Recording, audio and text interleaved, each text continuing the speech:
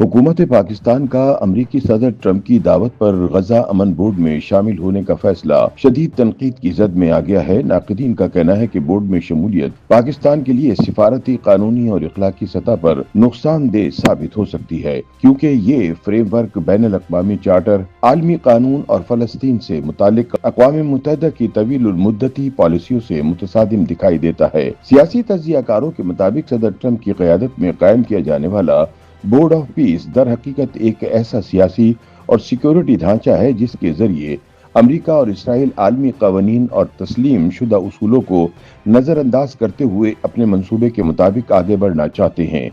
उनका कहना है कि ये बोर्ड अक़वाम मुत्तहिदा के रिवायती किरदार को कमजोर करता है और एक मुतवाज़ी फैसला साजी का निज़ाम तश्कील देता है, जिसमें असल इख्तियारात अमरीकी सदर, उनकी इंतजामिया और करीबी इत्तेहादियों के पास मरकूज रहेंगे, जबकि दीगर ममालिक का किरदार महज अलामती या मुशावरती होगा। नाक़दीन कहते हैं कि बोर्ड ऑफ पीस की तश्कील में फ़लस्तीनी अवाम की बराह रास्त और मौसर नुमाइंदगी का फुक़दान है, जिससे गजा के मुस्तकबिल से मुतालिक फैसले असल फरीक की मर्जी और ख्वाहिशात के बगैर किए जाने का खदशा बढ़ जाता है। उनके मुताबिक ये सूरत हाल न सिर्फ इखलाकी तौर पर सवालिया निशान है, बल्कि फ़लस्तीनी हक़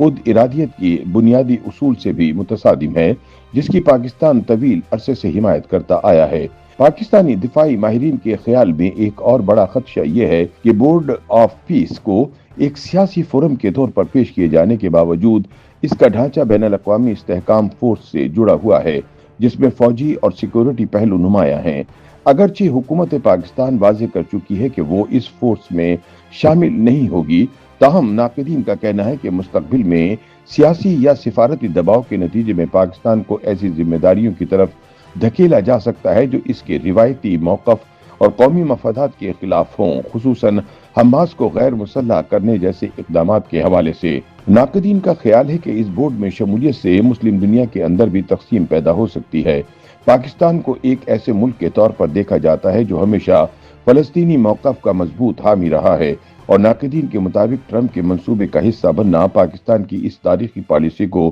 कमज़ोर कर सकता है और इसे एक ऐसे फ्रेमवर्क से वाबस्ता कर सकता है जिसे कई मुस्लिम और अरब ममालिक शक की निगाह से देख रहे हैं। लेकिन इन तनकीदी आवाज़ों के बरक्स पाकिस्तानी वज़ारत ख़ारिजा का कहना है कि पाकिस्तान के बारे में उठाए जाने वाले खदशात बेबुनियाद हैं। उनके मुताबिक पाकिस्तान ना तो अमरीकी जनरल की सरबराही में कायम होने वाली बैनुल अक़वामी इस्तेहकाम फोर्स का हिस्सा बनेगा और ना ही वो हमास को गैर मुसल्लह करने या किसी एक तरफा सिक्योरिटी एजेंडे की हिमायत करेगा। वज़ारत ख़ारिजा के तर्जुमान के मुताबिक पाकिस्तान किसी सूरत ऐसे इक़दामात में शामिल नहीं होगा जिनके मनफी असरात खित्ते के अमन या फ़लस्तीनी अवाम पर पड़े। याद रहे कि पाकिस्तान दुनिया के उन ममालिक में शामिल है जिन्होंने अब तक इसराइल को तस्लीम नहीं किया। ताहम नाक़दीन के नज़दीक एक गैर मामूली और मुतनाज़ा पहलू यह है कि अब पाकिस्तान और इसराइल दोनों ही सदर ट्रंप के तश्कील करदा गजा अमन बोर्ड का हिस्सा बन चुके हैं, जिसे मुबस्सिरीन पाकिस्तान की खारिजा पॉलिसी में एक नाजुक मोड़ करार दे रहे हैं।